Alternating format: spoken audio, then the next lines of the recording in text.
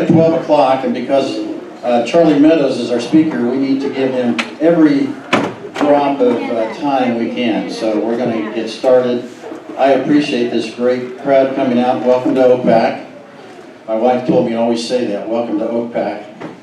And it's great to have you out on a dark, rainy day after Christmas. But I think Charlie will light it up for us. And appreciate you all being here. I'm going to pray, and then I'll ask Charlie to lead us in a pledge.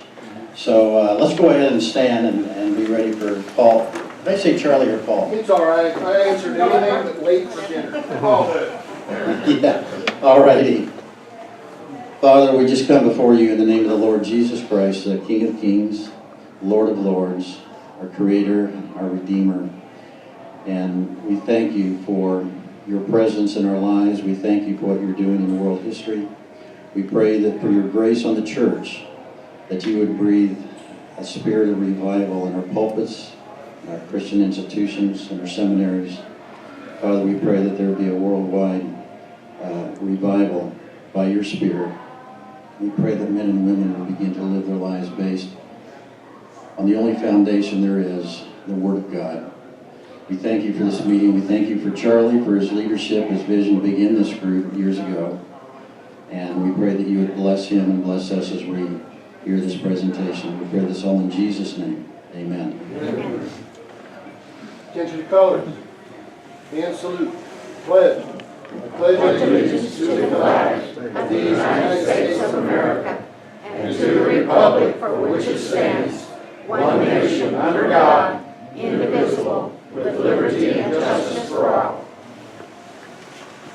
Okay, well, next week, just so you know, we have Andrew Lopez, who is the one who started a firestorm with a simple letter asking our Republican legislators to, if you would please, abide by the Oklahoma Republican platform. What a radical request, or it appears it was, because there has been a firestorm resulting from that. So Andrew is going to come and speak for us next week. Today we have Charlie. As you know, I presume we all missed Charlie being here for quite a long period of time as he was exploring Alaska and Canada. I didn't have the heart to tell him it had already been done, but he enjoyed himself.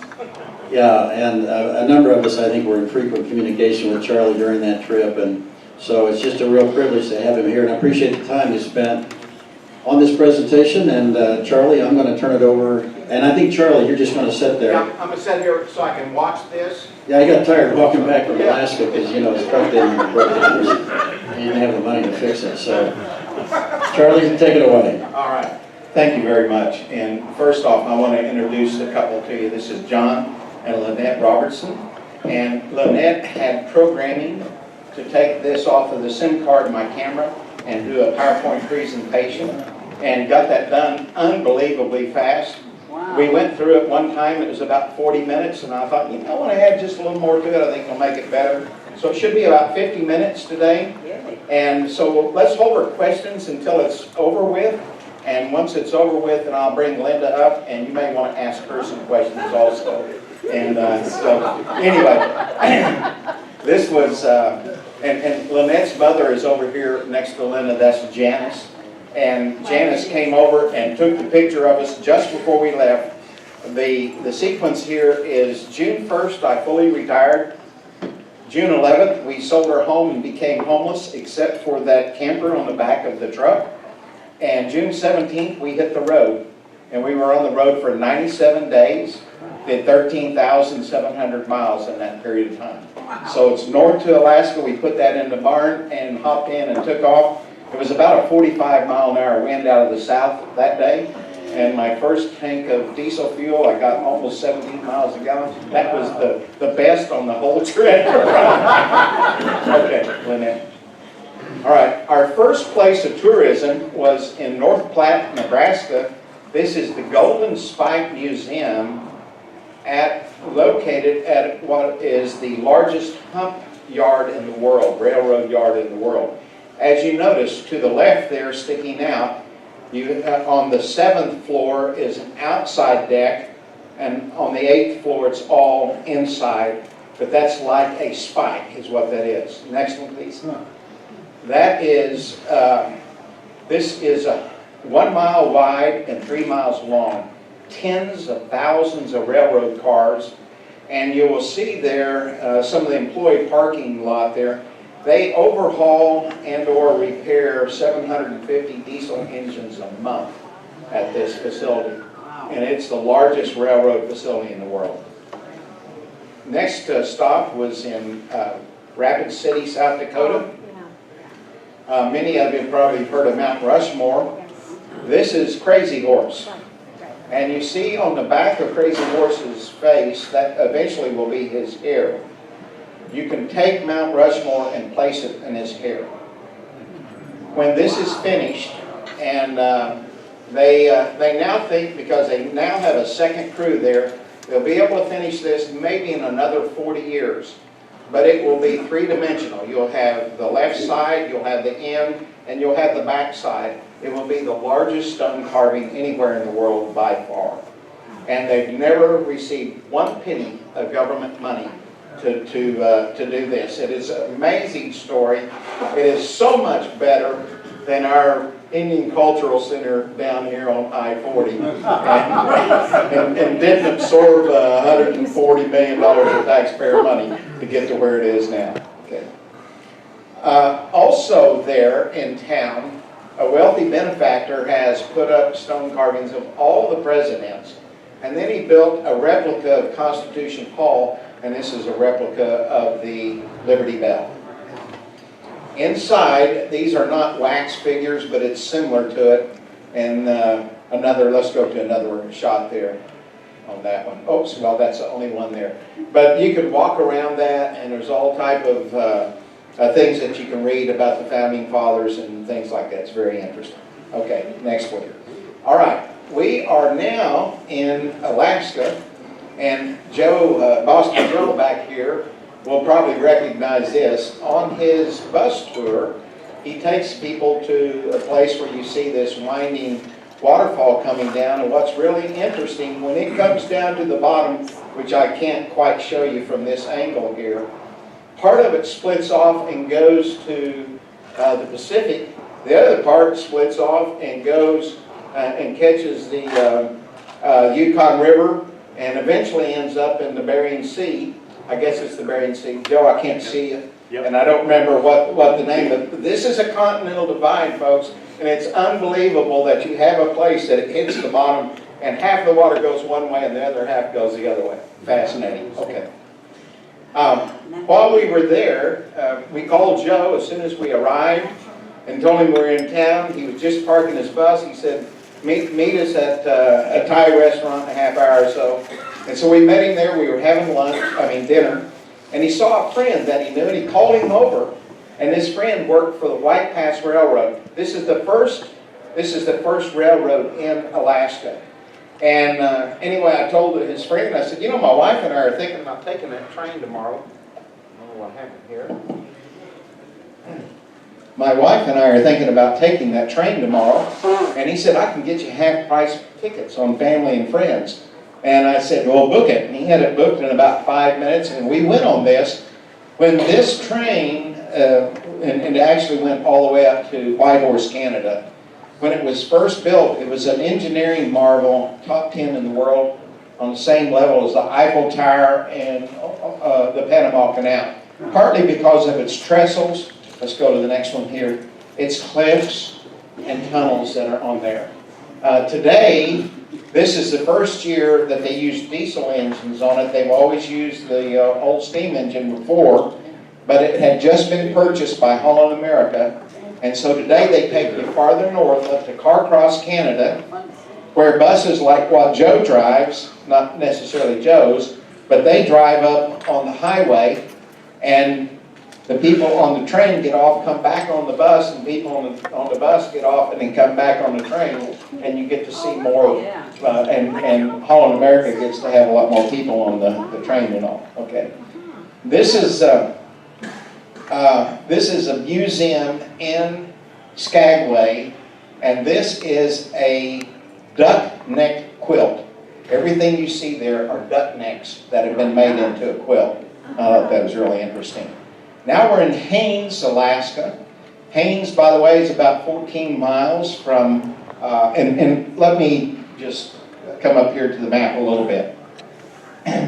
I'll say, as far as this map of Western Canada, and everything you see to the right is Canada, everything you see here to the left is Alaska. And this map, all I can do is catch right here. This is just north of Calgary. And so we came up like this, and we came down here to Skagway. Haines is 14 miles away by ferry. But you don't have to take the ferry. We paid $106 to get over there you can drive the 355 miles around if you could choose. But we decided to take the ferry, and it was a God thing. I don't have time to go into it. We loved Haines. They have a bird sanctuary, a raptor sanctuary, and that is one of the eagles. I had several pictures of it, but that's one I wanted to show you here. So now we have left Haines. We have crossed back into Canada, come around and come back to Whitehorse, or come to Whitehorse. By the way, this is, once you get into Canada here, the mountains are unbelievable. I want you to understand, if you've been to Colorado and you've seen the mountains there, the tall mountains in Colorado are 14ers. The tallest mountain in Canada is Mount Logan. It's close to the Alaska border. It's 19,000 feet. The tallest mountain in North America is Denali. It's 20,300 feet. We'll see pictures of that a little later. Okay, we've come back. We've not actually come back. We've come over here to Whitehorse, Canada. And just north of Whitehorse, there's a section of the Yukon River that runs through some narrows. And this is very deep and very fast running. Let's go to the next one here. And there's another picture. There's a picture of me out there, and you can see the bridge that crosses over, and then you can hike down. And what you saw was Linda hiking along that. At times, they're just about 3 or 4 feet before you'd be going over the side there. Okay, let's go to the next one here. This is a museum inside at Skagway, excuse me, not Skagway, at Whitehorse, Canada. That is a Japanese parachute bomb that didn't go off. A lot of people don't know this, but there was a major activity in the war, World War II, with the Japanese. They invaded they bombed Dutch Harbor and invaded 2 of the Aleutian Islands and occupied them. It took us a fair amount of time to build up troops to eventually defeat the Japanese there. And that campaign to rid Alaska of the Japanese was the second largest loss of life and injury per number of soldiers of any campaign. Only Okinawa exceeded that. And so it's really interesting. Let's go to the next one here. Okay. we left Whitehorse, and we were on our way up here to Dawson City. Dawson City is the location of the Klondike Gold Rush. That was the granddaddy of all of them. And about 100 miles out, we pulled over. We just had lunch about 30 or 40 miles down the road. We pulled over to take a nap. And we'd do that. When we get sleepy, why fight it? Just pull over and take a nap. And so, I woke up and the truck wouldn't start. And no cell phone. So I walked out to the highway, and the second car stopped, and it was a utility reader with a sat phone. Anyway, she was able to call in.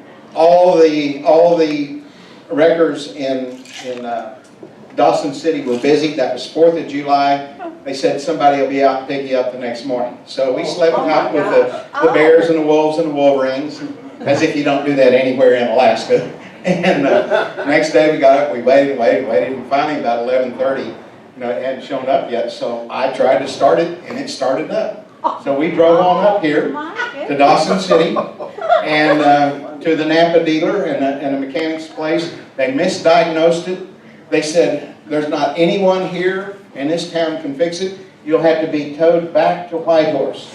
For the tow truck driver, that's 664 miles round trip. Just $2,600 tow fee in Canadian. Now, fortunately, 2 days before we left, we joined Good Sam's Travel Club here in Oklahoma City. And I mean, here in Oklahoma City, we joined it, and they paid for every penny of that tow fee. They didn't pay the $4,000 bill to fix it. Okay, let's go to the next one here. Now, what happened was, we came back, they gave us a loaner car, we were here for a week, and so we asked, can we drive back up here? Because actually, when we went up here, we were miles south of town. We never saw the city. So they said, yeah, you can drive up there.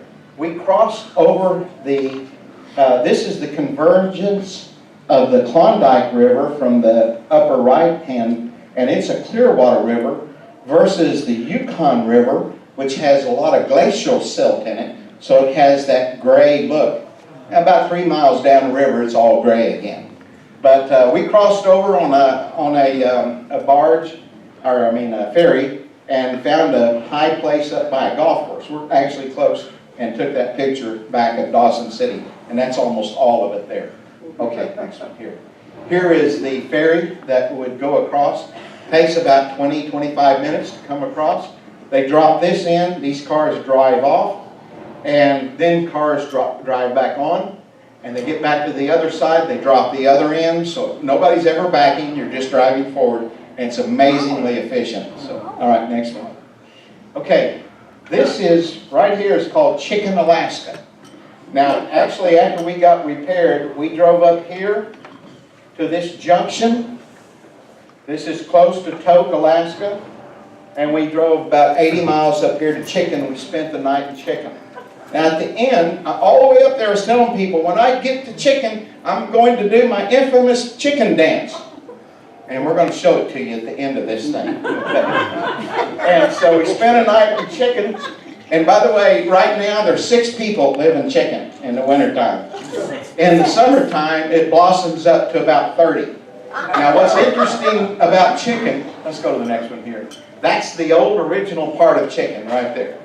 And the bar, the grocery store, everything is all right there in that little, about 4 or 5 things. What's interesting about Chicken, almost all of the old gold rush towns are either ghost towns today or they become big or larger metropolitan areas. Not Chicken, it's just like it was. And by the way, they still prospect for gold in the area of Chicken. Okay, let's go to the next one here. Now we left Chicken, we came down here to Valdez. And we love Valdez. Spent about 4 days there. On the other side of the bay is a hatchery. And we drove over there, and these are salmon. These are pink salmon. And the reason they're broiling up like this, let's go to the next one here. These are sea lions. And they have surrounded these salmon. And what happens when they get surrounded like this, all of a sudden, all those salmons will disappear. I mean, all these sea lions will disappear, but about 2 of them. And those 2 kind of stay up and they do what they watch. And the rest of them are coming in after those salmon. And they gorge themselves on salmon. They grab one, and they'll grab them by the head, and they'll come up, and they'll flip them. And whether it breaks their neck or not, I don't know. They'll flip them like that, and then they all of a sudden they'll throw them up in the air, and the salmon. And these are pretty big salmon, and they go down right down the hatch. And then they go after more of them. So, okay, next one here. This is the Glacier Spirit. It is a 95-foot catamaran. It was 1 year old. Absolutely beautiful boat. We went on a glacier cruise to the Columbia Glacier. And that's a picture of the Columbia Glacier right there. This glacier calves more than any glacier in North America. Calving means when it drops out, ice. This glacier calves 20 to 30 million tons of ice per day. Wow. This glacier has receded many miles over the last 30 years, something to that nature. And you can see as that ice is coming off, it's starting to float out toward the ocean. And so the further out it gets, the bigger pieces last longer. But anyway, that is the Lulu Belle. And that's actually the boat that we wanted to take, but it was booked up for like 4 or 5 days. And you see how close the Lulu Belle gets to the glacier? And so, anyway, let's go to the next one here. These are sea otters, and they're on one of the ice floats right there. You'll get to see a close-up of a sea otter here pretty soon. Let's go to the next one. These are orchids, commonly called killer whale. Actually, orcas are not whales at all. They're the largest member of the dolphin family. And they are the apex predator in the ocean. They're unbelievably smart, and they're feeding primarily on a lot of things, but one of the things they really like are baby humpback whales. But they are smart, they work like a team, and they're really good. These are sea lions that are off in a rookery here, and just another picture of it. Okay, next one. This is a young humpback whale that we saw, and there you can see him blowing. And by the way, Valdez is, let me get my bearings here. This is Valdez. So we came out, and right in here is where the Columbia Glacier is. That was about a 8-hour trip that day. And when you're up close to that glacier, it's cold, particularly when that boat's moving. It would move. Okay, let's go to the next one. All right, we left Valdez. We headed back up here. Up here to the Glen Allen Junction. It was about 3 o'clock in the afternoon. We hadn't eaten since breakfast. We were hungry. We pulled over at a pull-off place to have lunch. We had lunch, and the truck wouldn't start again. So we spent another night out with the bears and the wolves and the wolverines. But we took this little hike, and this is a cliff. It's probably 300-400 feet up above that river there. And you can't see it very well, but off in the distance are the Wrangell Mountains, and they're massive mountains. They're volcanic, and they're massive mountains. But I can only show so many pictures. Let's go to the next one. By the way, we, a 26-year-old self-described 6.0 guru, 6.0 being the size of the diesel engine in that Ford. He jumped on that thing, figured out what was wrong, had it fixed, and for a mere $550, we were back on the road in an hour. And this time, it didn't have any more problems. He actually got it fixed right, as opposed to the Ford dealership there. Okay, we are here at the Glen Allen Junction, right here. Now we're on our way into Anchorage, so we're going along right here. And I just wanted you to see some of the spectacular beauty of this. That's what this picture is about. And pretty close to there is where you turn off to go to the Matanuska Glacier. Go ahead with the next one here, I think. Yeah. Here we are hiking over to the Matanuska Glacier. And for those of you that may not know this, I'm a rock hound. And so there's millions of rocks there. And this is one I just thought was unique, and I picked it up, probably right in this area. Let's go to the next one here. And that's the Matanuska Glacier. There are 800 glaciers or so in Alaska. Some of them are receding, some of them are advancing, some of them are stable. This is a stable glacier right here. It doesn't move much. And so, anyway, if you want to come up and see this rock, I'll have another one I'll show you here in just a minute. Okay. Now we get over to Anchorage, and by the way, the week we were broken down in Whitehorse, we met a couple there from Anchorage, and he's an executive with Alaska Railroad. And we were just talking with him, and I was telling him about all these excursion trains all over the United States we've ridden. And he said, man, I wish I had some coupons. He said, send me a text, and I'll send you some codes, and you can ride any train in Alaska for half price. So this was our first one from Anchorage down to Seward, and Anchorage is here, Seward is right here. We left at 6:30 in the morning, got back at 10:30 that night. So that was a long old trip down there. They gave us about 6 or 7 hours in Seward to do the things that we wanted to.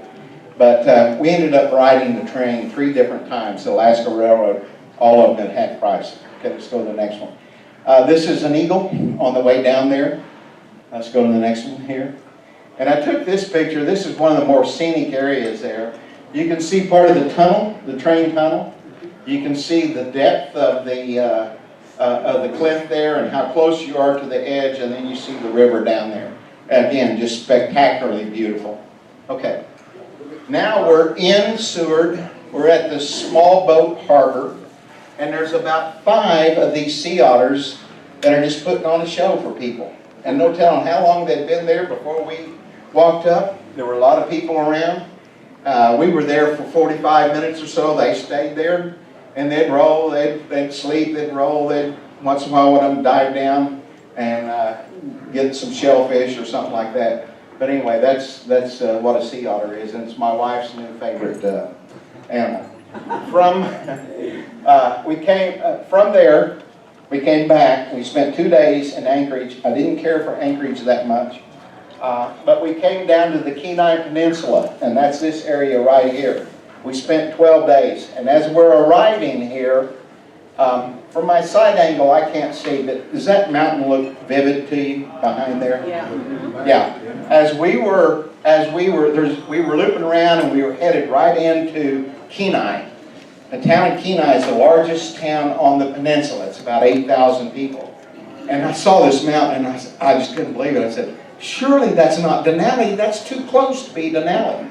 But it looks like it's just a monster. And so we pulled off to take this picture. Let's go to the next one. Okay, let's go back one, man.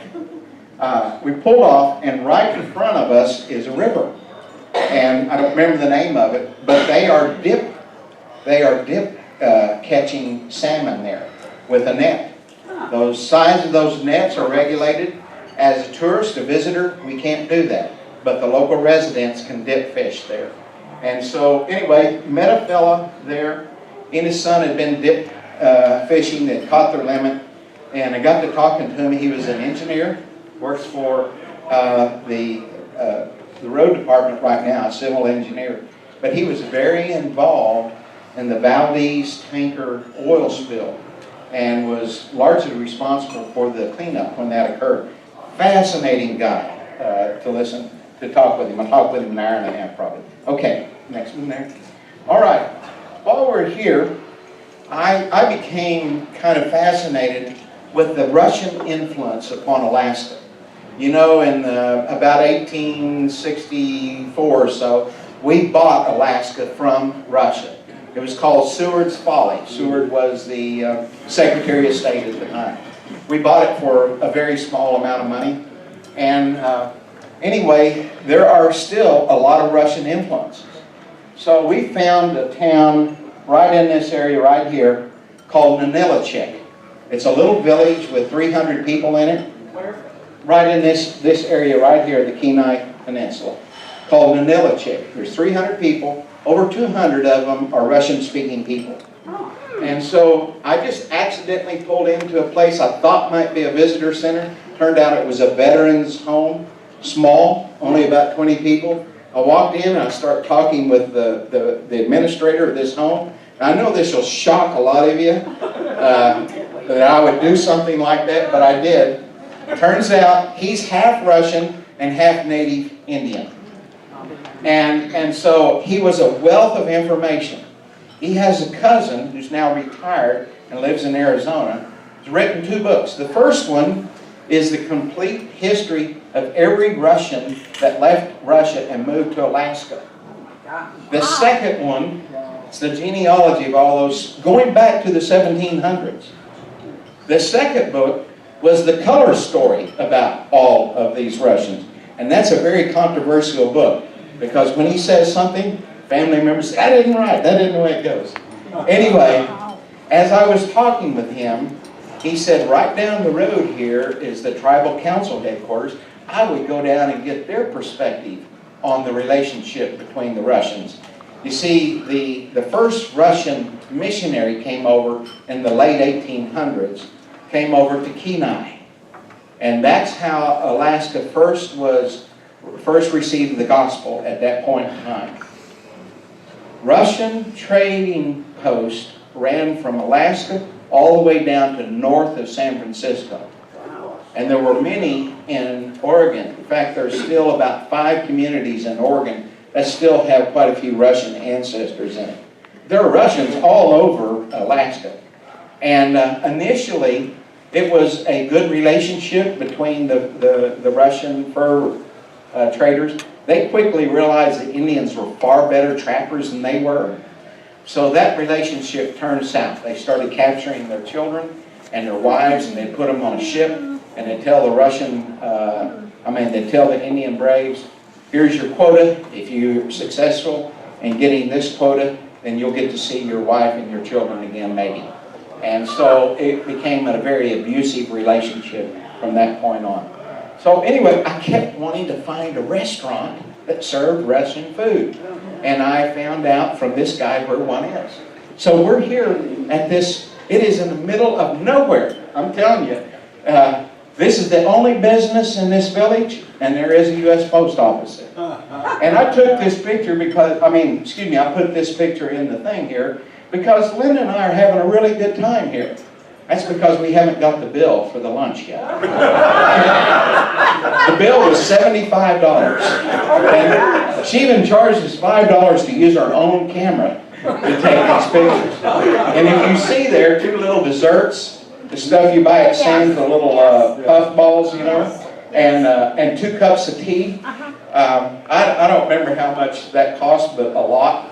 And that was the tea was a fundraiser for orphans in Russia, supposedly. But anyway, she's a crook. All right, next one, please. Yeah. Now, the Russians are in 2 groups, or 3 groups in Alaska. Okay?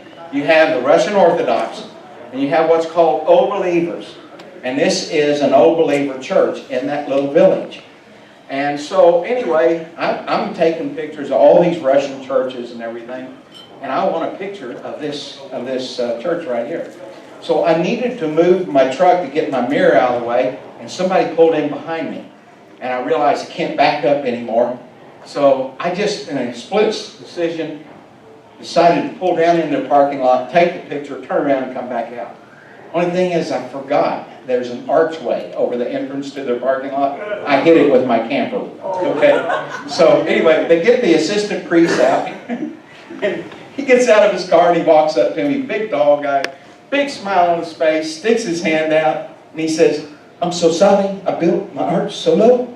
And I said, "I'm so sorry my camper's so tall." And then we talked about the Orthodox religion for about 30 minutes after that, and it was interesting communication. But there is a sign that says no pictures. Once I hit that, and they knew insurance was going to come and fix it, the guy said, you have permission to take a picture, so I did. So, all right, let's go to the next one here. Now we're pulling up here to Homer, Alaska. And they bill that as the halibut fishing capital of the world. Let's go to the next one here. We're up on a very high area outside of Homer, looking down on Homer. And that area you see going, jutting out into the bay, the entrance of the Kachemak Bay, that's called the Homer Spit. And that was created by glacial movement. It's 4.5 miles out there. It's basically a gravel and sandbar. And from here you can't tell it, but let's go to the next one. And all kinds of little shops and businesses are out there. They've got hotels, condominiums, RV parks. There's a large port there.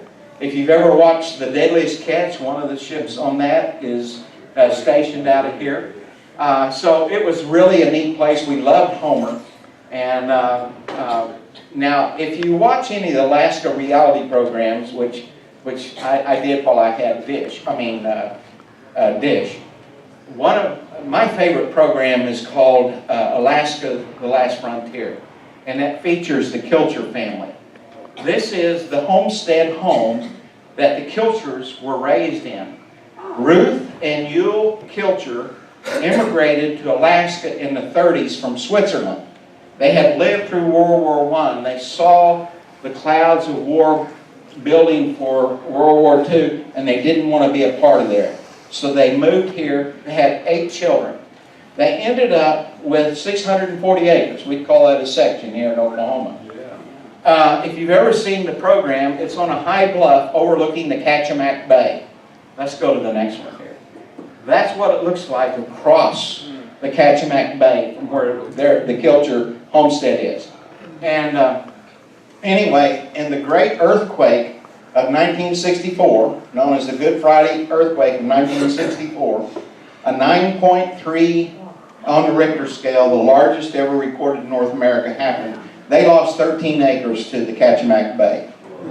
And so the 8 kids all ended up with 5 acres. The rest of that property is in a foundation or a trust dedicated to preserving the homestead lifestyle. And that's what the program is about. It features the two brothers who are about 68 and 71 right now. It features them and their offspring. And so let's go to the next one here. And here is the younger one. This is Otto. And he is a junk collector extraordinaire. And believe me, that's true. That's the way it is. He rode up on his four-wheeler and greeted everyone. We got pictures and things like that. So let's go to the next one. This is his brother Otts. And Otts had 4 boys and 1 girl. One of the boys is deceased. The other 3 are part of the program. His one daughter is Jewel, the country and western singer. And she married the famous bull rider from Fort Worth. They had a really rough relationship. Ott's been divorced 4 times. He struggled with alcoholism, struggled with drugs, depression, things like that. He's a prolific songwriter. This is a benefit concert, and many of his songs, he tells his story. He tells about these things. Unfortunately, he's learned to cope with these things through yoga, transcendental meditation, New Age shamanism, and especially New Age guided imagery, rather than being healed from these things through Christianity. But he's a great singer, and he's restored his relationship with his daughter. And she has a 7-year-old son. She brings him every July, which is his birthday month, and he spends a month with his grandfather. Okay, let's go to the next one. Another picture of him.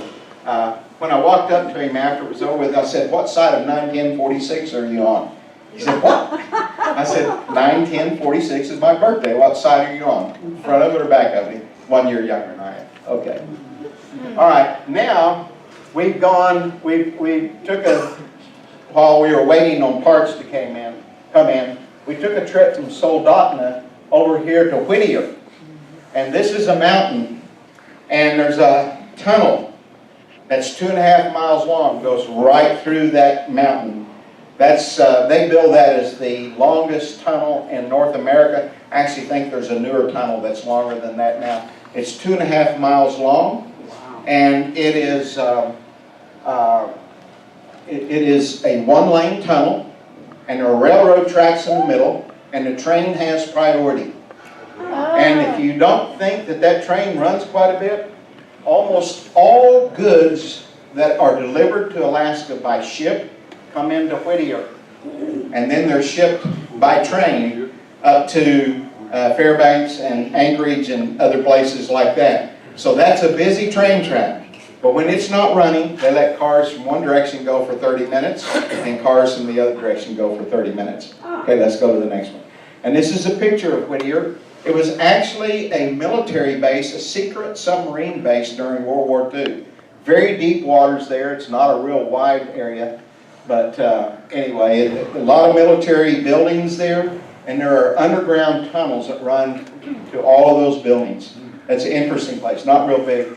And there are places there in Whittier that are where you have shipping containers that are stacked up, waiting to be taken. Okay, next one. Now we've gone to Palmer. So that means we've come back up here, gone through Anchorage, and right here is Palmer. Very interesting community. Palmer, that is the only water tower in Alaska. So, whatever county Boise City is in, they have more water towers out there than they do in the whole country of Alaska, which is more than twice the size of Texas. Now, what's interesting about Palmer is this was a socialist experiment during the Great Depression, and so they advertised for farmers only in 3 states, Michigan, Wisconsin, and Minnesota. Why those states? Northern cold weather states. To relocate to Palmer. So through a lot of fanfare, it was, 206 families, I believe, if I remember correctly.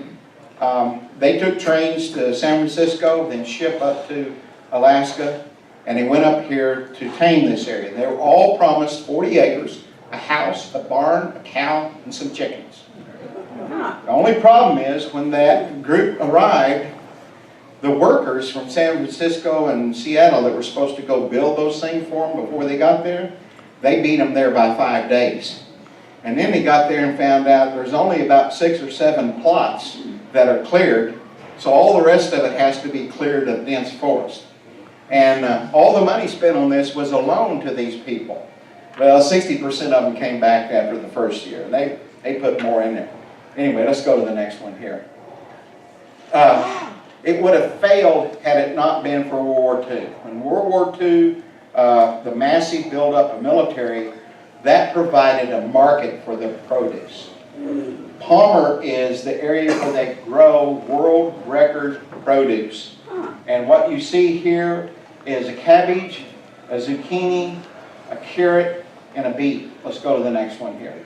And I'm going to come over here and read this for you. It says the sculptures represent life-size replicas of the cabbage, beet, and I'm going to go on here. The carrot, which exhibited numerous branches from the main root, weighed 18.99 pounds. The zucchini weighed 29.65 pounds. The beetroot was 42.7, and it was 127-pound cabbage. Those are all world records. By the way, the cabbage has been beat a bunch by that. Let's go to the next one. This is one of the colony houses. It was called the Colony. And these are the houses that they built for them. This one has been relocated into town, and survivors of the colony families, their children, who were children at that time, are all the docents, and they've supplied all the stuff in this house. And so let's go to the next one here. And this is right outside the house, and there's Linda showing one of the cabbages that's in process of growth. Now, it's very rich soil, plenty of moisture, but what it is 24-hour sunlight. That's the reason they stuff grows so fast there in the growing season. Let's go to the next one here. All right, outside of Palmer a little ways is a research center for musk oxen. And there are only 2 places in Alaska where there are musk oxen. Here at this research center and at the University of Alaska in Fairbanks. Also a research center. These musk oxen, they have a herd of about 85 there. And this one here was actually shot by a hunter and mounted. But it's a really good example. They are not members of the bovine family. They're actually members of the goat family. The largest. They have a bull there that's 1,200 pounds at that facility. Let's go to the next one here. And here's some of the mature adults that are out there. They're very difficult to domesticate. Unlike reindeer, they're very difficult to domesticate. Let's go to the next one. Here are 2 little calves. Let's go to the next one here. We also went to a reindeer farm outside of, which had also been a colony farm and a house there. And the difference between a reindeer and a caribou is simply a matter of confinement. Reindeer are confined, caribou are in the wild. They are caribou, but they're confined. And we walked out there and we fed them.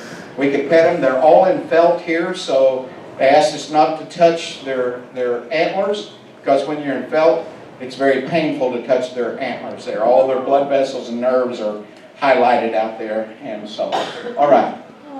This is a yak. That's a Himalayan yak that they have there. And Linda's domesticating that one quite well. This is a yearling moose. He's about a year old. And so somebody's feeding leaves to him. Let's go to the next one there.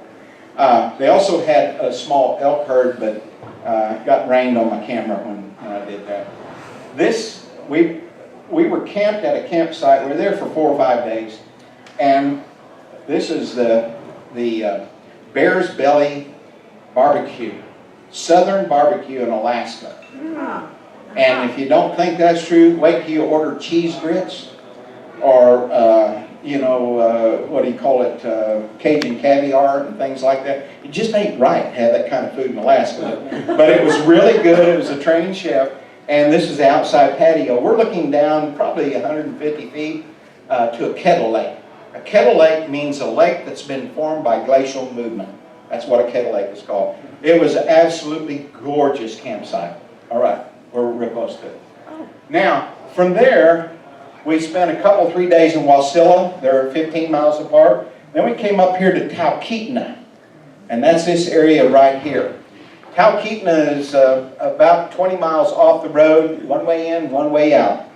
Most of the air flights up to Denali Mountain originate out of Talkeetna.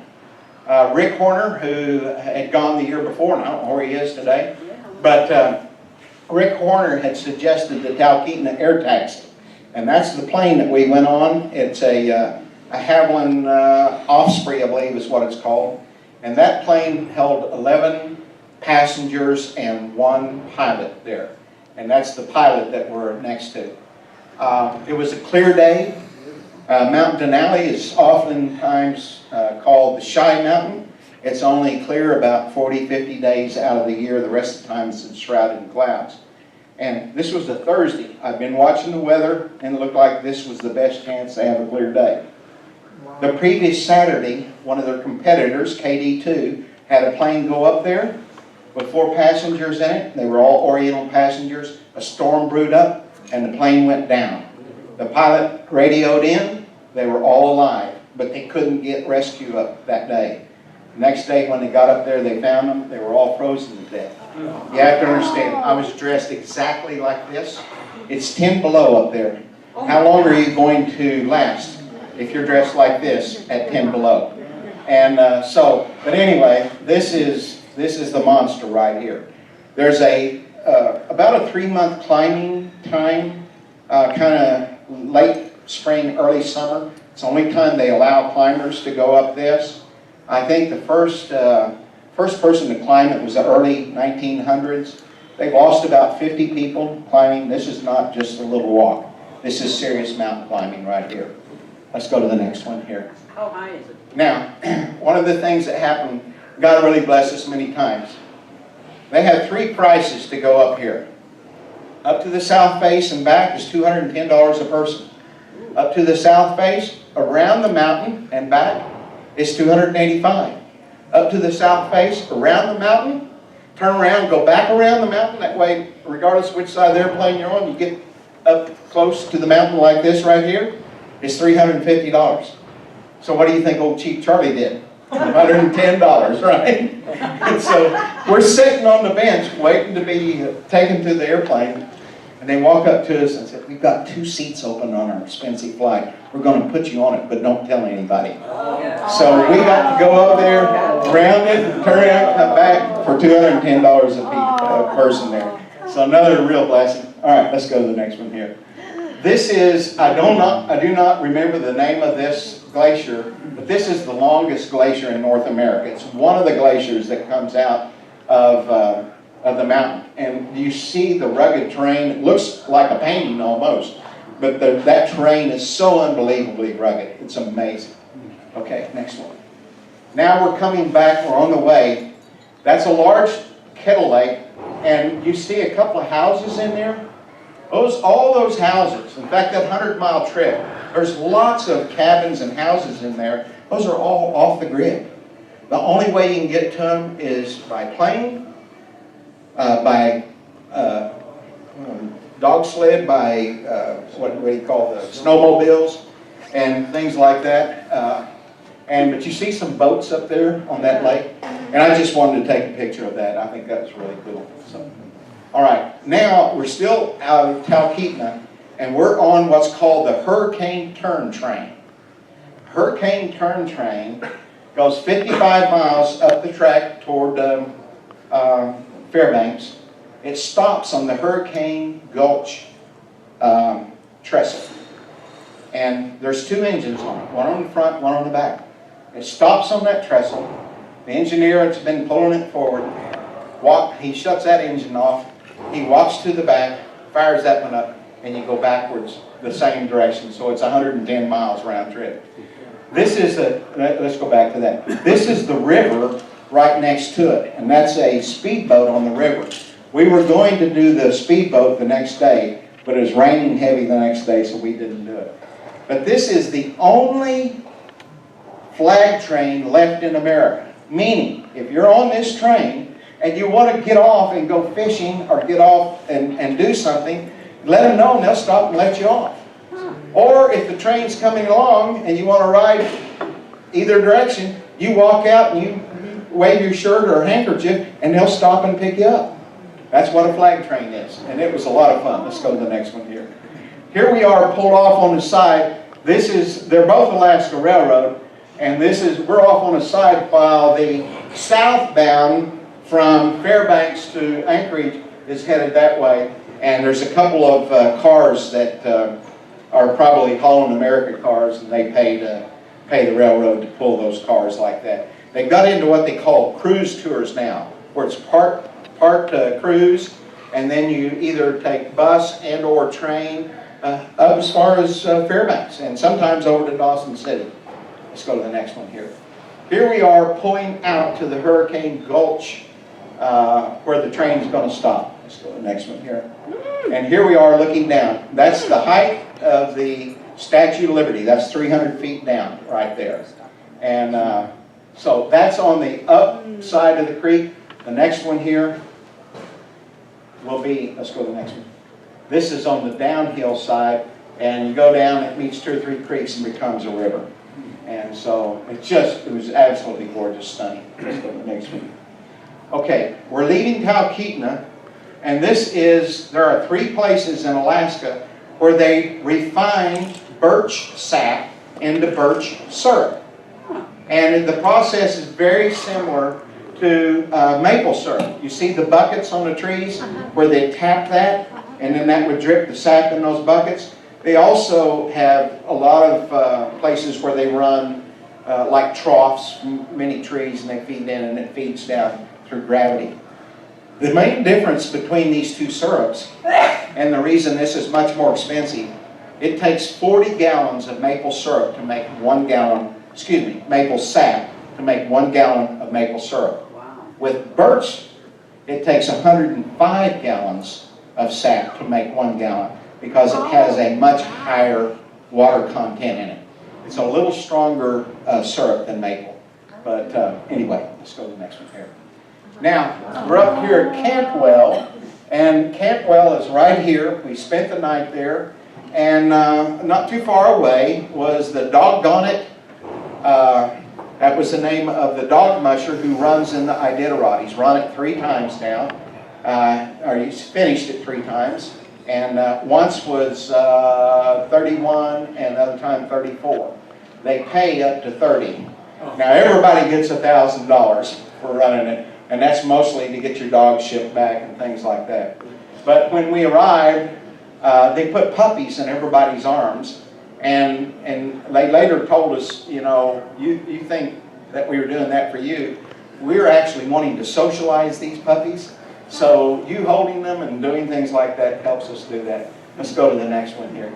And that's their mature dogs. They have about 75, and I don't know if you can see it very well, but there's this is summertime, so that's a 4-wheeler that's being pulled. And when they get that 4-wheeler out, those dogs go nuts. It's like they're all saying, pick me, pick me. But there's only maybe a dozen of them that will go. And as soon as that thing's out of sight, all the dogs calm down. But when they hear it coming back, they go nuts again. And they love to run. They really do. They're well cared for. Let's go to the next one here. Oh, okay, let's go back to... Let's go back one more. The guy in the right upper, that's Mike. He's the musher. He and his wife moved there from Massachusetts in about 2006 and started this thing up. He's built all these buildings. He's a master craftsman. There's a theater went in there that we went into, and he showed us the actual run of the Iditarod. And there's about 3 sections to that, 3 different types of terrain and things. And they run for 6 hours, rest for 6. Run 6, rest for 6. Each dog will eat 10,000 calories a day. Wow. So there's no way you can carry that much food, so they have to pre-station the food along the way. And as soon as he pulls up to his place, speed is of the essence. He gets out, everything is prearranged, everything is in order.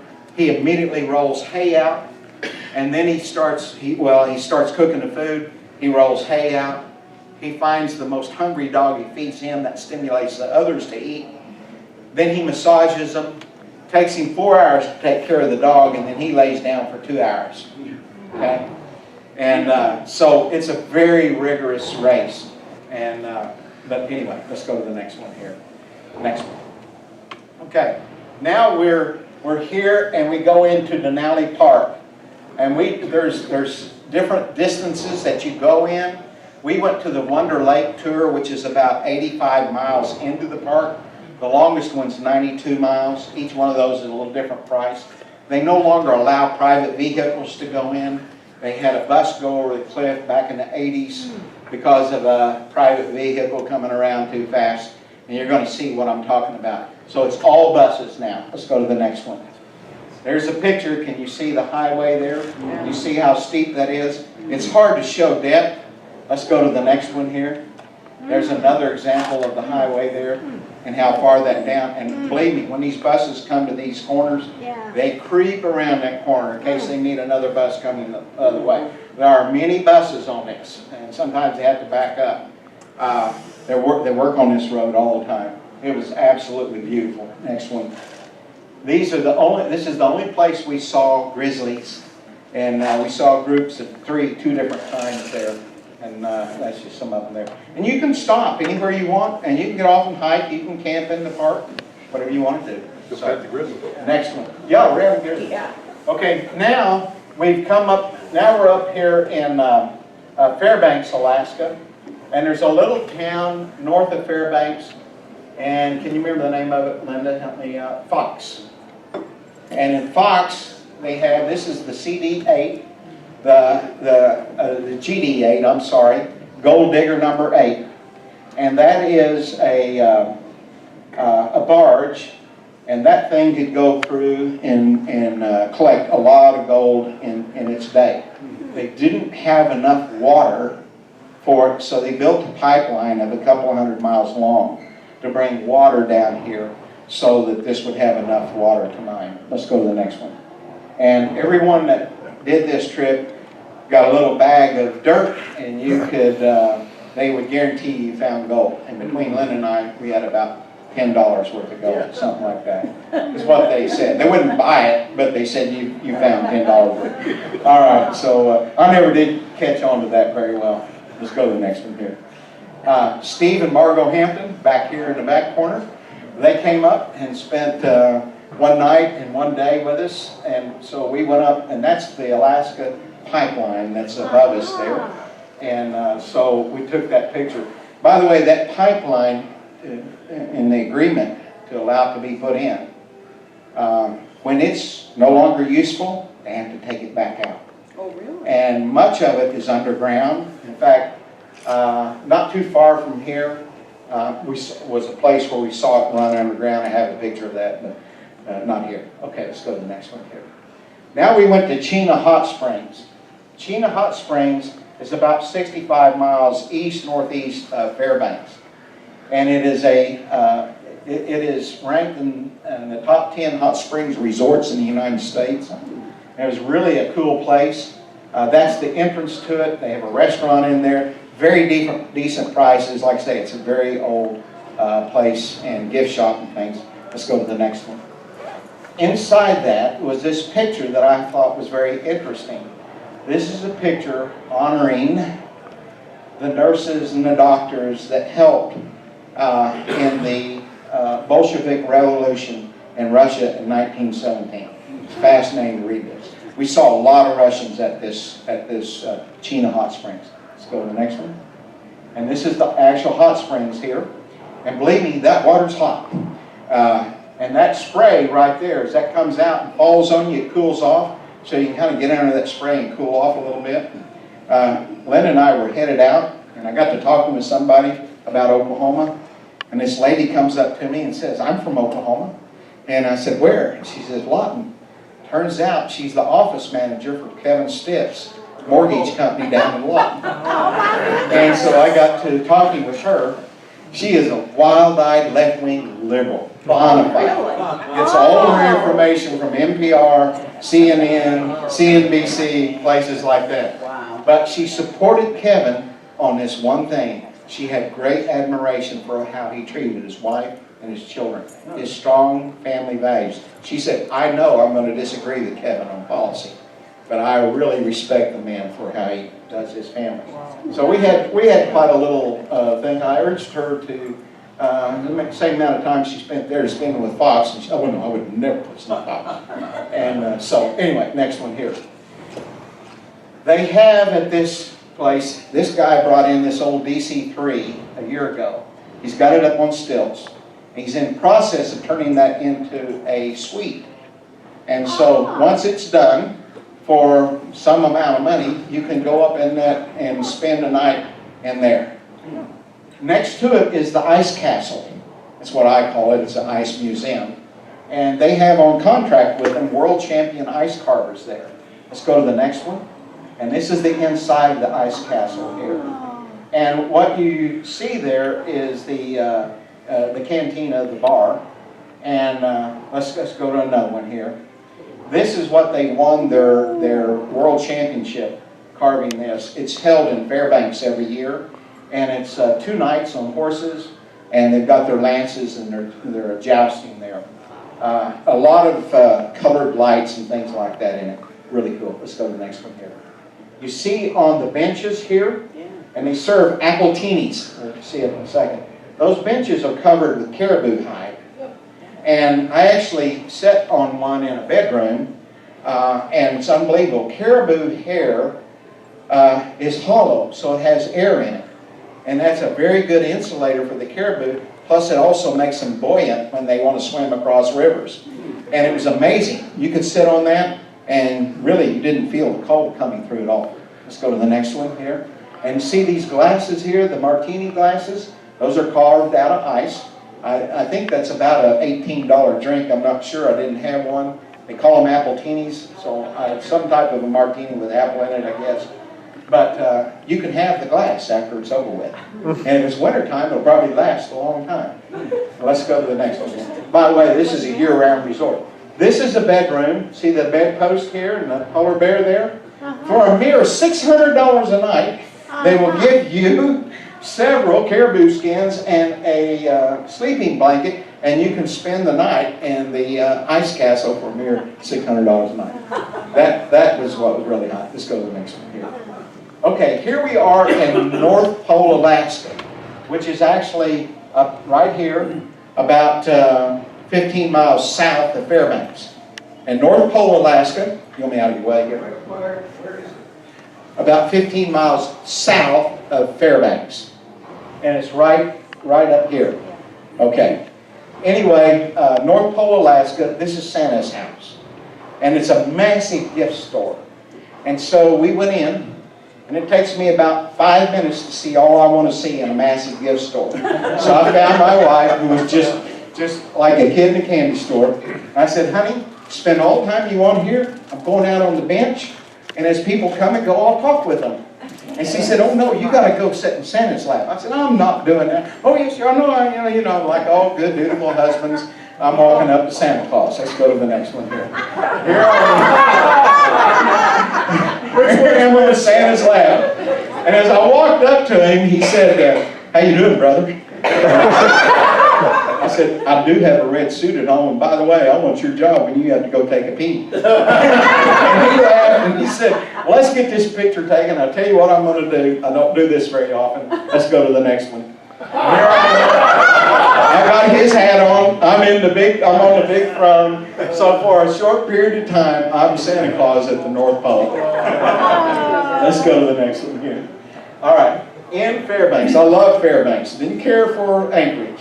In Fairbanks, at this old creamery, which was the largest dairy place, privately owned dairy place, and they turned that into a bird sanctuary. And this next day or two, they had the Sand Crane Festival here. These are sand cranes, most of them. There are geese that are in there also. They're Canadian. The reason we know, on the bottom of the right wing, they got little Canadian maple leaves. That's how you can tell the ones that are from Canada. I'm kidding. But these sand cranes are really large birds. And about a week after this, most of them are gone. They're on their way south. And we were down in Lawton Quinn around Thanksgiving. And we heard these birds, and we looked up, and they're really high. And sure enough, they were a sandhill crane. And so probably some of the same ones we saw right here, but I'm just guessing. All right, let's go to the next one here. This is Pioneer Park inside Fairbanks. And this park was dedicated on the day of statehood. And this is old engine number 1. This is the oldest steam engine in Alaska right there. Let's go to the next one. And here's Linda. This is how she fishes for salmon right here. Let's go to the next one. Now this is really neat. This old steam shovel here was used at the Panama Canal. And then it was shipped to Hawaii and used in Hawaii. And then it was shipped to Alaska. And remember that pipeline I told you about, that 200-mile pipeline to bring water down to Fox? It was used in the building of that pipeline. And I don't think it'll ever be used anymore. It's pretty well shot. Let's go to the next one here. Then there is what I consider the finest antique auto museum I have ever seen in Fairbanks, privately owned. And I took a lot of pictures. Steve and Margot came. It's really interesting. Let's go to another one here. Let's go to another one. Okay, this is actually a steam car, steam engine car. And you see the burner thing there. Notice the picture to the left. One of the things really nice is they got a lot of pictures from the University of Alaska. They blew them up and the walls are covered with them. And then they have a little kiosk where they have little short black and white films that you can see of races and things like that. Let's go to the next one here. There's a tricycle, and notice the clothing there on the mannequin there. The wife has about 750 clothing outfits, and there are mannequins around almost every display, and she changes those out, and they basically match the time period of that car. So it's a place that women can go and actually find something that's very interesting there. Let's go to the next one here. Now, this right here, how many of you have heard of the Abernathy boys from Frederick, Oklahoma? Oh my goodness. Okay, I don't have time to tell you the story. But they were adventurers. And one of their adventures, they rode their horses at about 12 and 9, rode their 2 horses all the way to New York City for a ticker tape parade for Teddy Roosevelt, who was coming back from Africa on a big game hunt. And their dad was a U.S. Marshal out of Frederick and Guthrie. And their dad went back there on train, and he bought a car to drive back. And the boys said, "Dad, would you buy us a car too?" And he said, "If you can find one that you can reach the pedals, I'll buy it for you." Well, this is a brush. It's a 1908 brush. Now, there's a man in Oklahoma City that got one of these and totally restored it, and it's at the museum down in Frederick. Now, this is not the exact car, but this is exactly like the car. They sell their book. You sell their book there called Bud and Me. I urge you to read it. If you've got a grandkid, particularly a boy, you've got to read that book. All right, next one. That is the first snowmobile. And these are the tires on the sides of it. And they rotate like this, and they've got riflings on them there. So it makes them go forward, and you see a picture of it back behind. But anyway, there's 2 of these that made it to Alaska. And one of them gained a contract to move fuel from Fairbanks to Nome, Alaska. About 900,000 miles, something like that. And so they had their trailer and, their fuel tanks and all behind. And 60 miles into the trip, they abandoned it because at the rate they were using fuel for this thing, by the time they got to Nome, they wouldn't have any fuel left. So that didn't work. Let's go. And they had a little film of that thing running around. It was really cool. Notice this one is on skis right here and a track there. So that's an early snowmobile. All right, next one. And these are just examples. See the clothing there? That's a 1932 Chrysler. Next one. I don't know what that one is, but it was gorgeous. That was a 12-cylinder car, I believe. This is the, go one more here. Reset back. Go one more. Okay, go one more after this one. Forward. Okay, go back to that one. This is the newest car they have there. And they have 75 on the floor at any time. All but 3 of these cars run. And they change them out all the time. So you could go 2 or 3 times a year and see real. And it's beautiful. The place is beautiful. I've never seen anything like it. All right, thanks. While there, you have to understand, August is the rainy month. Oh gosh, August is the rainy month, and we were 2.5 weeks in Fairbanks, and 2 nights all was clear. This is the second night we went out looking for the northern lights, and there they are. Linda got that off of her phone right there. It was a full moon, and I thought they would be washed out, but they were level 7 intensity, and they were unbelievable. We watched them for 2 hours, and about 2:30 in the morning we were cold, so we drove back in. We went to the Denny's, which is the northernmost Denny's in the world, and we had some hot chocolate, and then we went back to Wally World, to Boondock that night. Okay, let's go to the next one here. Another shot of them right here through trees. Okay, now we're on the top of the World Highway, which is right here between Chicken. We've come back down, going over here to Dawson City, and that's the top of the World Highway. Absolutely gorgeous. Let's go to the next one. And there's just an example. You see the road ahead of me. You can see the trees, the river, the mountains, the canyons. It's beautiful. Next one, please. This is an active gold mine up there on the top of the world. Went around the corner and found this rock right here. Can you see the glitter in it? Yes, yes. Now, I will tell you, based on weight, this is actually gold. But if you wanted to bet me whether it's pyrite or gold, I'd bet on pyrite. But anyway, I'm a rock collector, and if you want to come up and look at that, you're welcome to do so, along with this rock from Matanuska Glacier. All right, next one. Okay, now we're in Canada on our way back home. We're right here by Watson Lake. This is about 350 miles down to Lake Mesidian down here. And we were fearful this was closed because of forest fires, but it was not. And so we stayed all night in an RV park, and a guy pulled in next to us, same kind of rig we had, retired California forest firefighter, helicopter pilot. And he had just come up this. And he said, oh yeah, it's clear. And he said, by the way, have you ever been to Yosemite? I said, yes, it's gorgeous. He said, Yosemite has nothing on this drive, except for there's no traffic here. And so we went down that way, and boy, he was right. It was absolutely stunning. And we came down here, next one. Oh, back to, okay, this bear. We're coming along, coming downhill, and Linda sees a bear right on the right. And so I hit my brakes, and I'm stopping. Not much traffic. And I can't see it because the camper's here, and he's on that side. I start to back up. And as I'm backing up, I'm looking in the mirror, make sure nobody's come down the highway. And all of a sudden, she says, stop. And I still can't see the bear.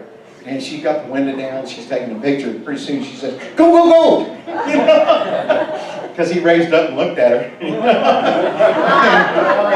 I still had it reversed, so I went backwards. Didn't take me long to get it forward there. But anyway, we saw quite a few black bear, but this one was pretty close. Let's go. Next one here. Here we are camping in the camper at Lake Mesidian Provincial Park in Canada, and that's the lake behind it, and there's Linda waving to me out the back there. Let's go to the next one. This is right down by the shoreline, little island out there. Absolutely gorgeous place. Next one, please. All right, now we've come down here. We're on our way right in here. Heavy forest fires. Saw something I'd never seen before. This was a rendezvous area for forest firefighters. There were probably 200 trucks, all of them crew cabs. And these trucks weren't fire trucks. They were transporters. You'd have one driver and generally 5 firefighters, 4 or 5 firefighters. And they would shovel them to places. Well, next to the trucks, you see out here is probably 400 tents out here. And this is kind of evening here, and they're sleeping, and it was amazing, the forest fires. And we really got into the smoke and stuff there. All right, let's go to the next one here. Now we're right down, actually below Prince George here. We stopped, and that train is on one side. Virtually all goods shipped to Edmonton and Calgary and other parts of Canada. If they're going north, they're on that side of the river. If they're going south, they're right up next to us. We are on a bluff right up above that train track. I tried to catch a train coming this way, but never could. So, but that's very busy tracks there. All right, let's go to the next one here. This is the track right down below us. Next one. Okay, here we are in Oregon. This is these are our relatives in Oregon. Linda's sister, a niece, and this is Crater Lake. And if you've never been to Crater Lake, you're missing one of the 7 wonders of the United States. That is Spirit Island. Behind it's another little volcanic cone. This lake is almost 2,000 feet deep, and it's the most clear water in the United States. You can almost see the little reflector thing all the way to the bottom there. Next one here, a new lookout, and that's the top of Spirit Island there. And I do not know what caused that destruction of the trees there. Couldn't find that out. That's for another day. Let's go to the next one. This is almost the last one.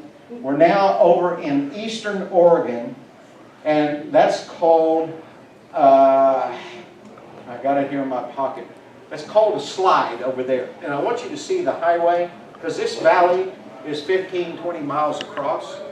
It's called Duarty Slide. From the bottom up to the top is 4.2 miles. That's probably a number 14 grade. It's really steep. When you get to the top, that's where they hold the National Hang Gliding Championships each year. There are not 200 people within 50 miles of this place here. It is really remote.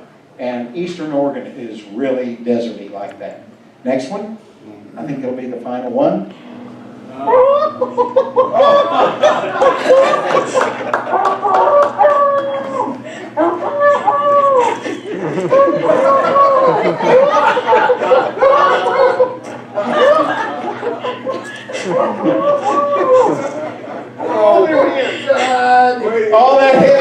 All that heavy breathing you hear, that's Linda trying to not laugh watching that. So that's my infamous little chicken dance. Sorry for taking so long, folks.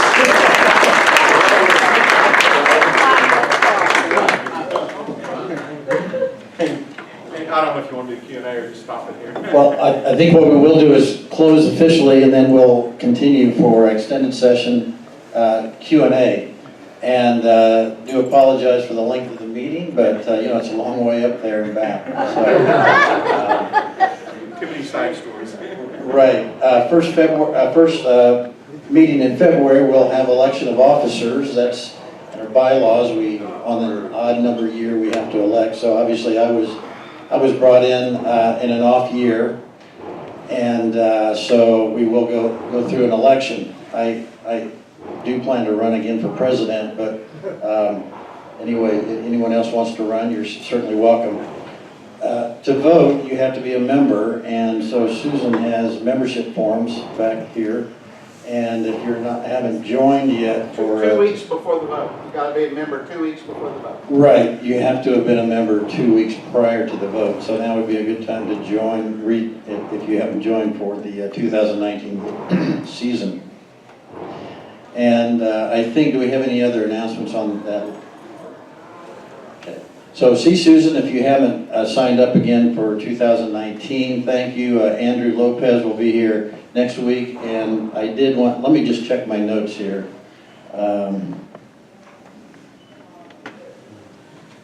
Right. So I did want to pray for Mike Sawyer. Charlie and I both got texts at 2 o'clock this morning. He went in having symptoms of a heart attack. Oh, no. Evidently didn't have one, but the doctor asked him to take 2 days doing nothing. So he didn't want to come to a high-stress meeting like this. So he's home relaxing.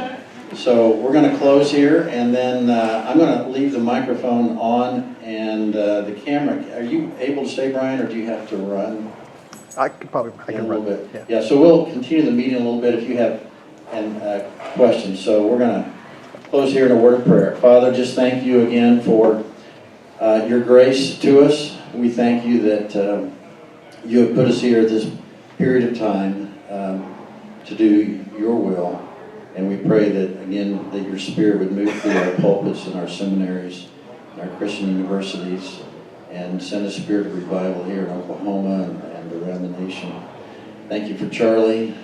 Thank you for what he has shared with us today. We thank you for the evidences of the moving of your Spirit in Alaska as we see what you did through the Russian missionaries, through the Swedish missionaries in Alaska, and you're certainly moving all over the world.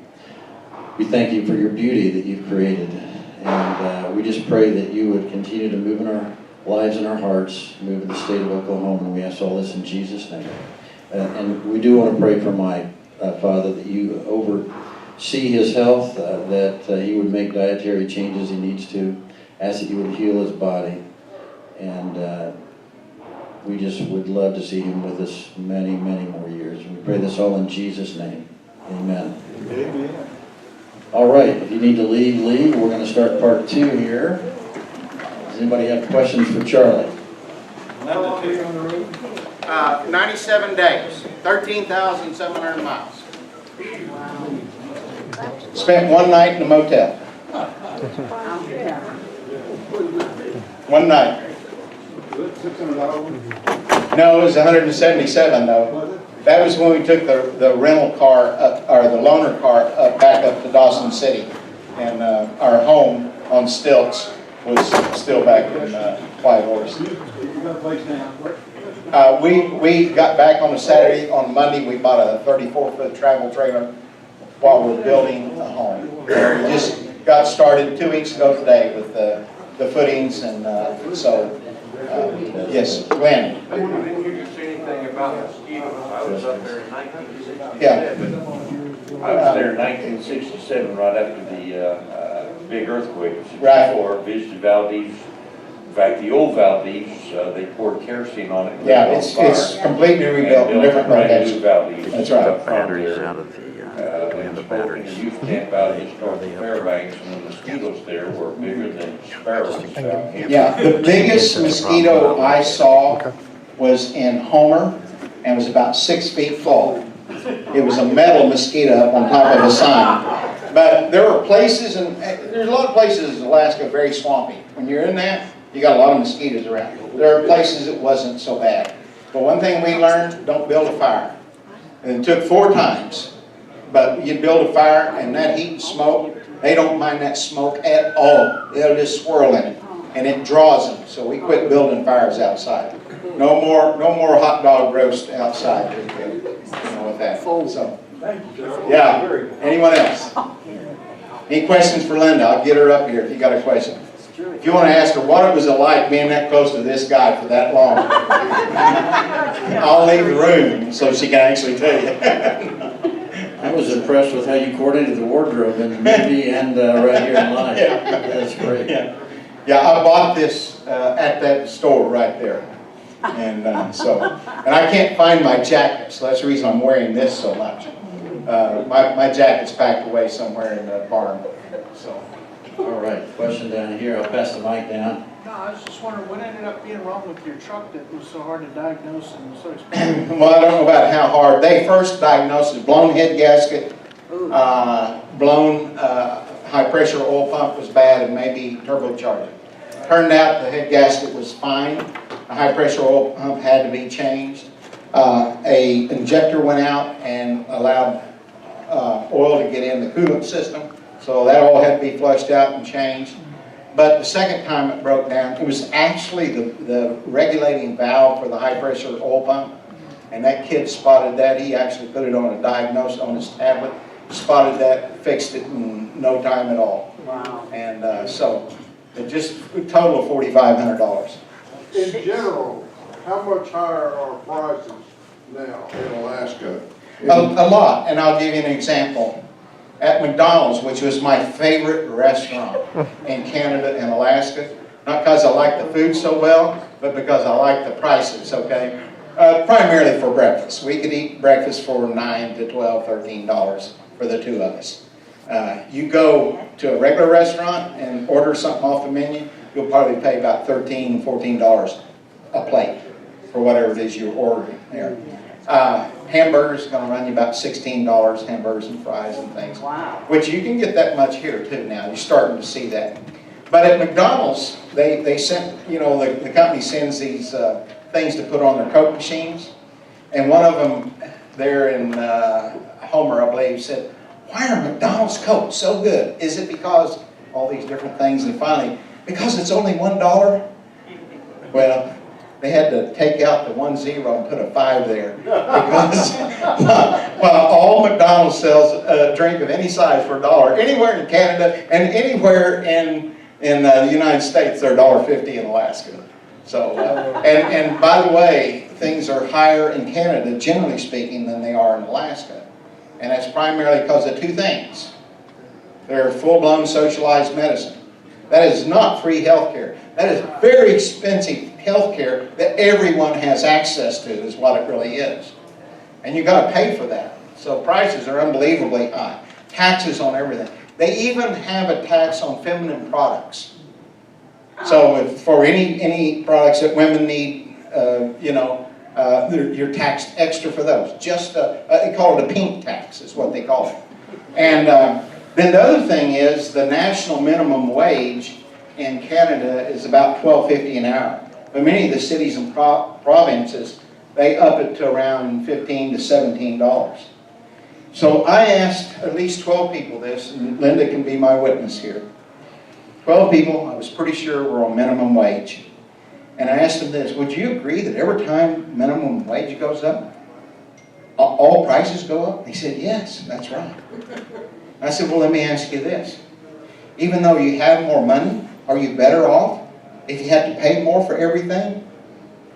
And here's where critical thinking doesn't exist. They'd look at me and they'd think for a while, and they'd finally say every single time, but I have more money.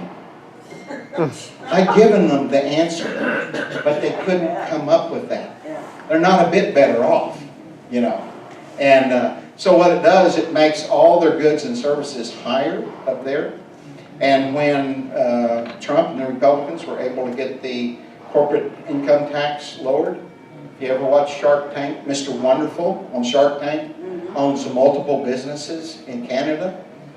And he was saying, after this, I'm going to have to reevaluate whether I leave my businesses in Canada or move them to the United States. It means a lot, folks. Okay. Yes? If, I'm sorry. I know that a lot of times when you go to Europe, they say, okay, be prepared to spend $100 a day.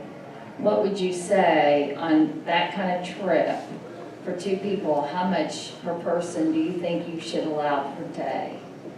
And doing it the way you did it, with the camping, not hotels. Yeah, I purposely have not added that up yet. I don't want to see it.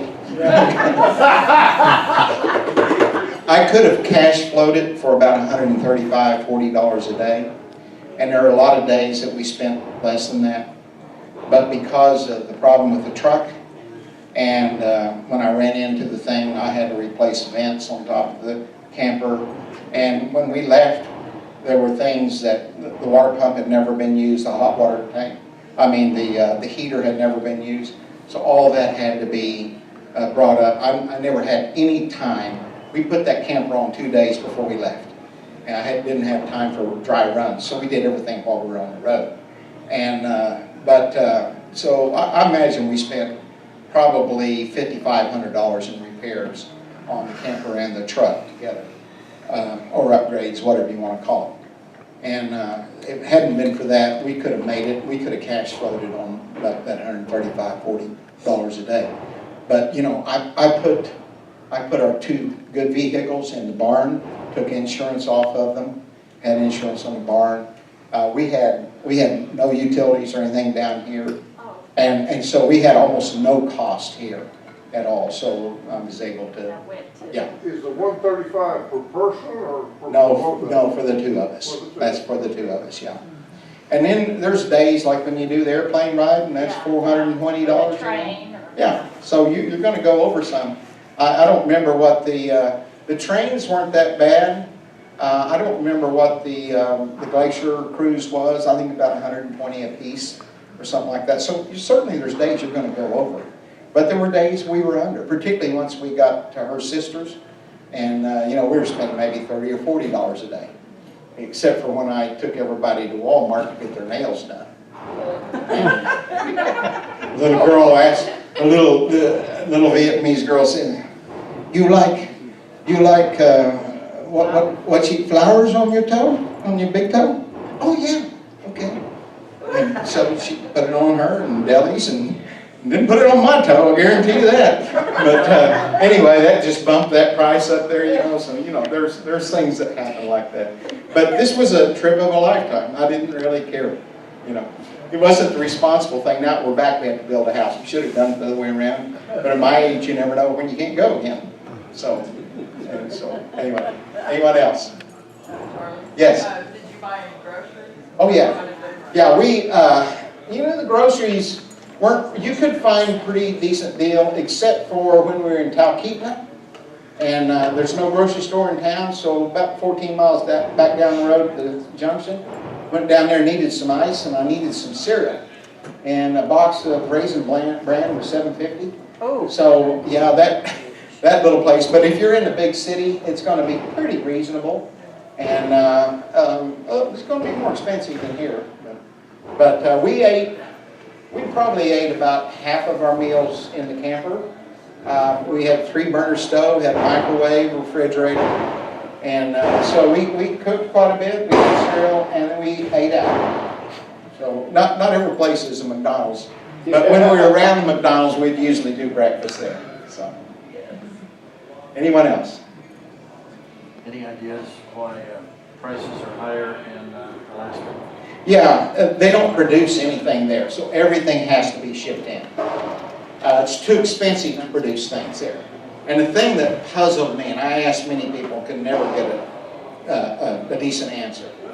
I can buy salmon in the grocery store here, anywhere from $6.50 to maybe $12 a pound, wild caught salmon. It's going to run me $16 to $22 a pound in Alaska where it's caught. Wow. And halibut, minimum $20 a pound. I can buy halibut here for $9 to $12 a pound. I don't know why. Oysters, $20 a dozen up there at a cannery, just offloaded from a ship. I don't know why I can buy oysters for $12 here for a dozen. You know, I don't understand it, but where they catch it before they ship it here is more expensive than it is when you buy it. So they don't have processing plants there? Yeah, they have processing plants there that for fish. Yeah. Because Ketchikan, which, by the way, I learned how to make the state of Alaska on your right hand. And what you do, and it only works on your right hand, take these top 3 fingers and you bend them down and you hold that. This is the Southern Peninsula, which is this area right here. Ketchikan is right down in this area right here. That's the largest cannery places anywhere in the world there. They process massive amounts of salmon. But they do it other places too, all over. And this is the Aleutians, and this is the body of Alaska. And by the way, the flag of Alaska, it'll look like this. And right here will be the Big Dipper pointing up here to the North Star. And that's on the flag of Alaska anytime you see it. But as far as other things, they just don't make things in Alaska. And they can't ship them out. They can't be competitive with products made anywhere else. Canada has more production, but Canada may lose their production as they keep raising their minimum wage and keep raising the cost of doing business. Of course, Alaska's population, maybe 700,000. Canada's 35 million. So and it's a much more established country. I didn't go into it, but without World War II, Alaska and Western Canada would not be developed like they are all That's totally responsible. And Canada, by the way, got on board with building the Alcan Highway because they were afraid if the United States did the whole thing themselves, they might just declare all of Western Canada to be part of the United States. So they got on board and cooperated with that big time.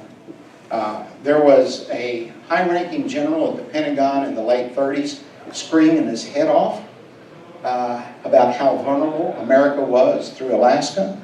And that's because from, say, these parts of Alaska here, it's only a 4-hour plane ride down to Seattle, which is our main aircraft manufacturing area. And so he realized we were vulnerable and finally got their attention. So the military buildup was starting before World War II broke out. When it broke out, it went into warp speed. And that's the development of Alaska was primarily a military event. It wouldn't be anything like it is today. Years behind where it is today had it not been for the military. And there's still a big military presence. There's an Army base. What's the name? Fort Wainwright, isn't it, Janice? Yes.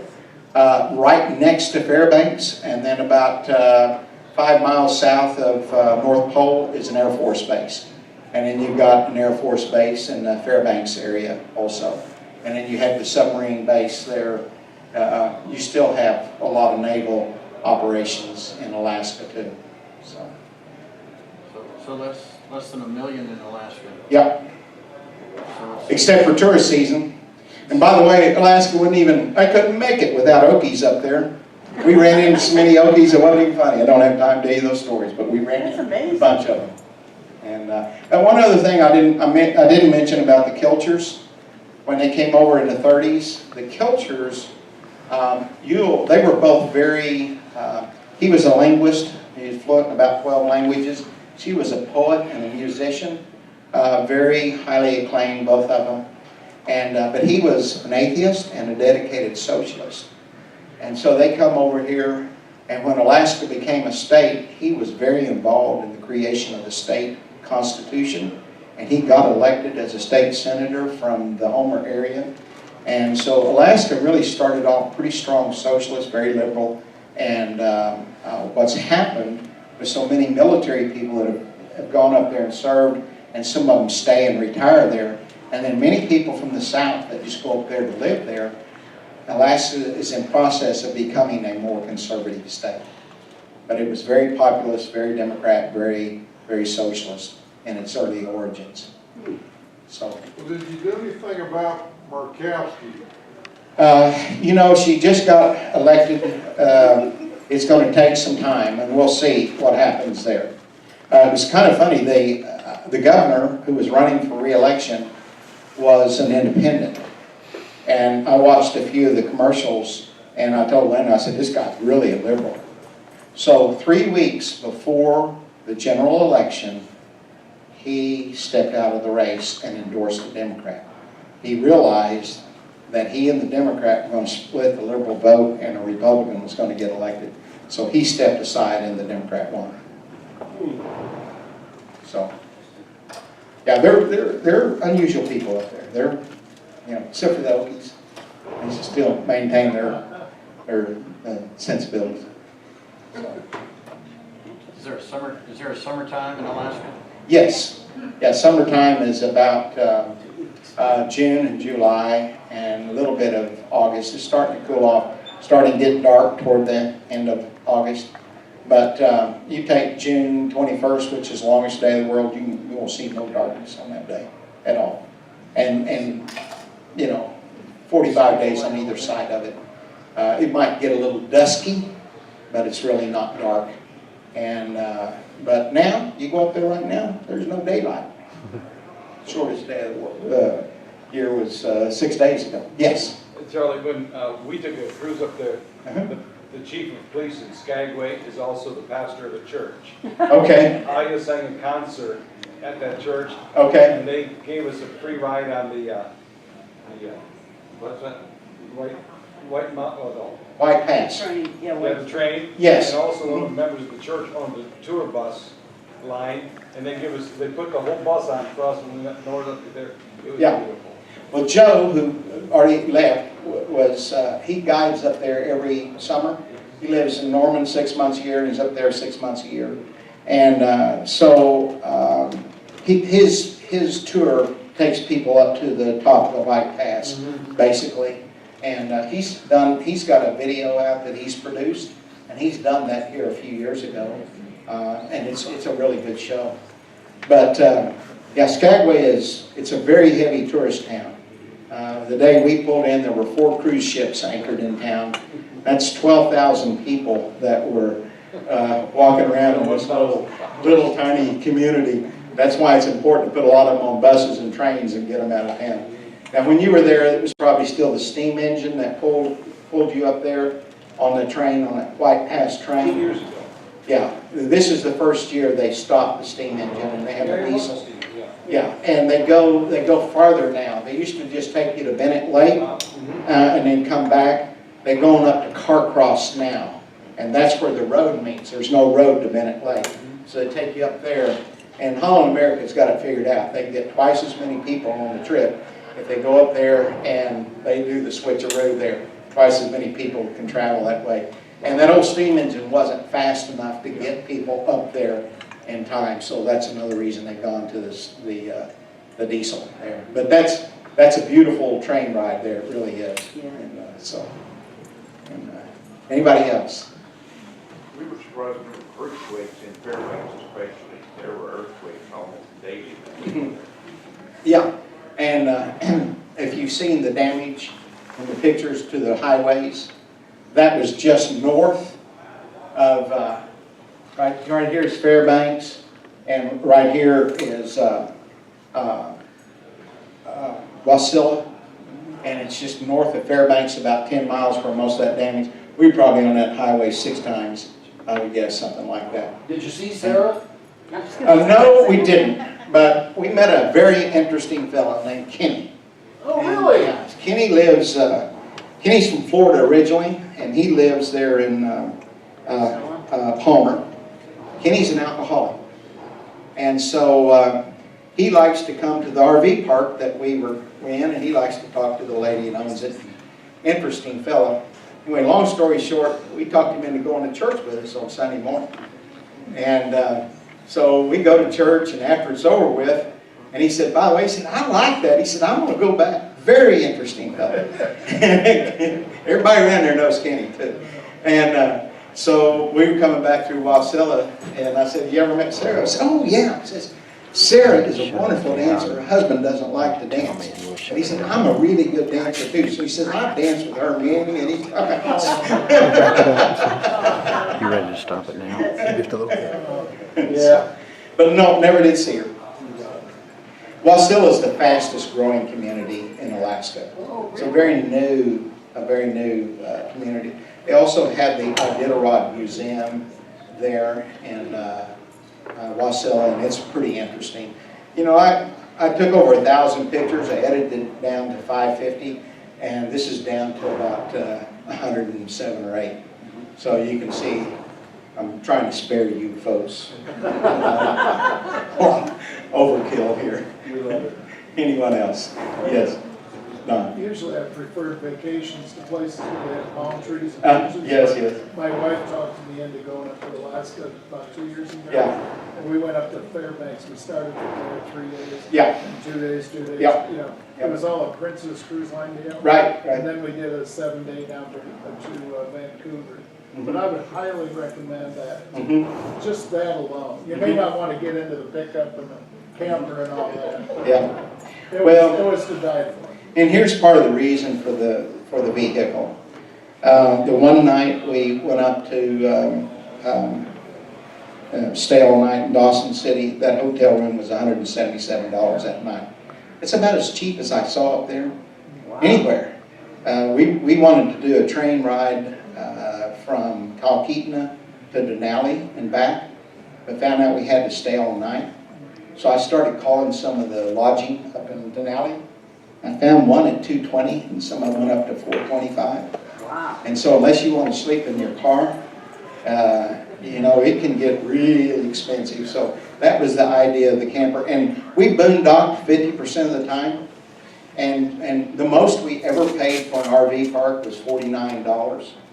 But generally they were 25 to 35. So while we were in Fairbanks, we were going in and out every night. Every other night, we were in and out of the same place. And so I finally told the owner of the place one night, I said, yeah, this is what I call dollar cost averaging.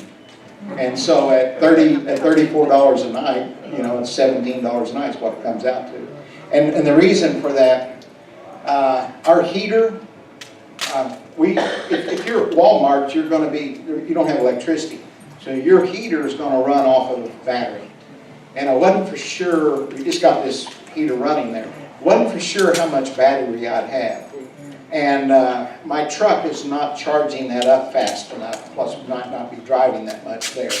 So I can go in, plug in, and it charges my battery up, and then the next night I'm fine for one night. Probably fine for 2 nights with the heater there, and without a generator, you know. So, and on the way up there, while we were in Canada, we pulled into a Wally World one night, boondocking, and there was 2 couples there. We pulled up next to them, and I somehow stumbled over there and asked if we could bring our lawn chairs over and talk with them. I know that'll shock you that I did that. Yeah. But anyway, this one couple lived in Vancouver, and the year before they had traveled all the way across Canada to the Atlantic and back. They were on the road 119 nights. And he said, we only spent 2 nights in an RV park. And I'm thinking, my goodness, how could you even stand each other? But I found out almost every laundromat in Canada and Alaska has showers in them. And so they'll charge you anywhere from $2.50 to up to $8 to take a shower. And then many of the RV parks, you don't even have to stay in them. They'll still allow you to take a shower. They'll charge you, and usually around $5 or $6. But that's how you maintain your personal hygiene in those kind of situations. You know? So, yeah. Yeah. Okay, our video deconstruction crew needs to head out, so fortunately we're going to have to take the camera down, disassemble the mics and everything. Thank you, Charlie. Yeah. You want to hang around?